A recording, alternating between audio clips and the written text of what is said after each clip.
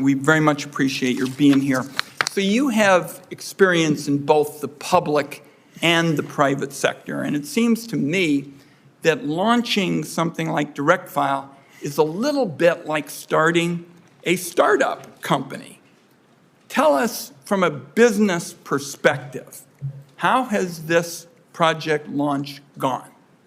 It's gone very well. I think of it as a product launch. We're putting a new product on the street, if you will, and our customers, in this case taxpayers, are going to let us know if the product is working effectively and if they think they would like to use the product in the future.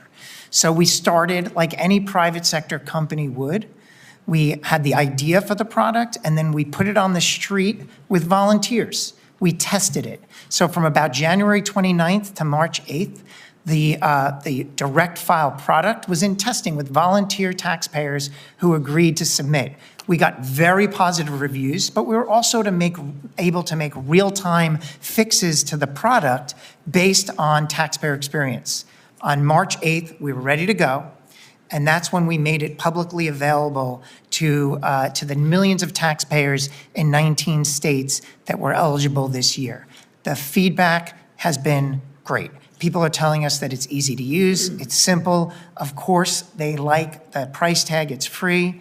And as you mentioned, Mr. Chairman, in the final days of the filing season, we saw an extraordinary increase in the pace of taxpayers filing with Direct File, and it all went very smoothly. Okay, let's talk about the massive fraud that we're seeing now in the Employee Retention Tax Credit Program. And as we all know, this was of real help to lots of people during the pandemic, but a whistleblower told me not too long ago that there's now an avalanche of fraud. Something like 95% of the claims now being made are fraudulent, choking the IRS systems and delaying valid refunds. Now, the bipartisan tax bill that I introduced with Chairman Jason Smith over in the House would cut off the claims after January 31, 2024 and give the agency new enforcement tools. My question to you is, if this Senate fails to take action on this bipartisan tax agreement, it seems to me that fraudulent ERTC claims are going to continue to clog the system. That's going to cost taxpayers billions of dollars, and it's going to divert resources away from law-abiding taxpayers. Your thoughts? Yeah, I absolutely agree, Mr. Chairman.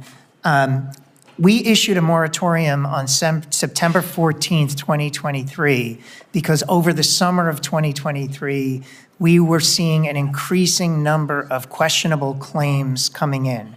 And we were worried, not just about the financial bottom line of the U.S. government. We were worried about honest small businesses that we saw were being taken advantage of by aggressive marketers and promoters, convincing these small businesses that they were eligible for a credit they weren't truly eligible for.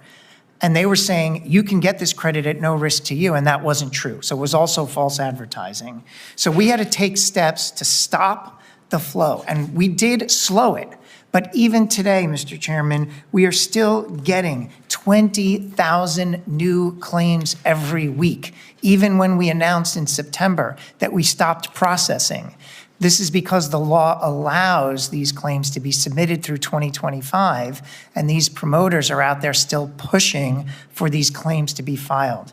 I really do appreciate the legislation that you're sponsoring with Chairman Smith in the House that would give us the tools. There's two things being harmed if that bill doesn't get passed.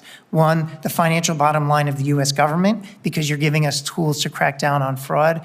And two, in our big inventory of claims, there are still eligible claims in the midst, but they're very hard to find.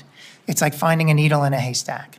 And so with your help, we can get those eligible claims found and issued and hold back from issuing the ineligible claims. Well, I talked to Chairman Smith late last night, and he wanted me to say, we are pulling out all the stops to get this legislation, passed. And if I were to go through all of the groups, conservative groups, progressive groups, and other groups who are for this legislation, we'd still have you here tomorrow morning at breakfast. So I'm not going to do that. But we're pulling out all the stops to get this passed. Last question I want to ask deals with IRA funding and customer service. The funding provided by the IRA this filing season seems to have been a major success. The IRS cut call wait times to 3 minutes, expanded the customer callback service, opened or reopened 54 sites for in-person service.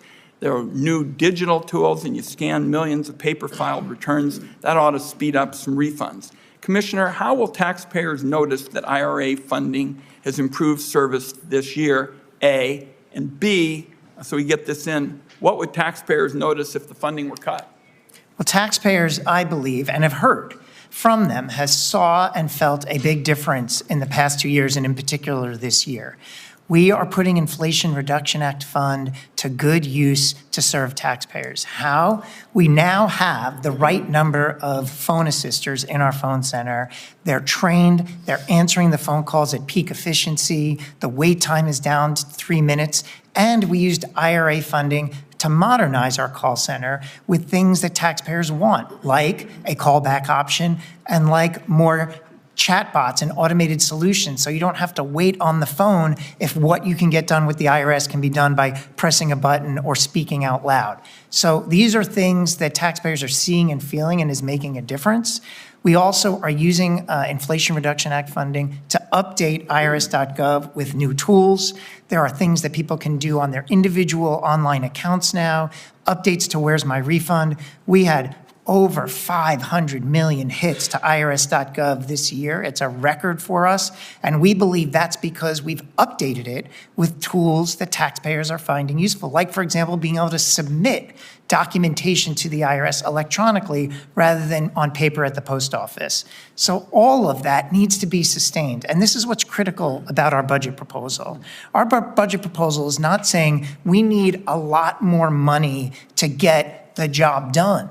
We have gotten, for example, the service to an extraordinarily high level. The money we're asking for in the out years of the president's budget is to sustain. We don't want to lose those 5,000 new assisters. We don't want to have to fire them or lay them off. That means that phone calls won't get answered. So the funding that we're asking for is making sure that we can sustain the right size customer service workforce and the right tools, so this new service level that we've achieved can be sustained into the future. I'm over my time. Senator Crapo.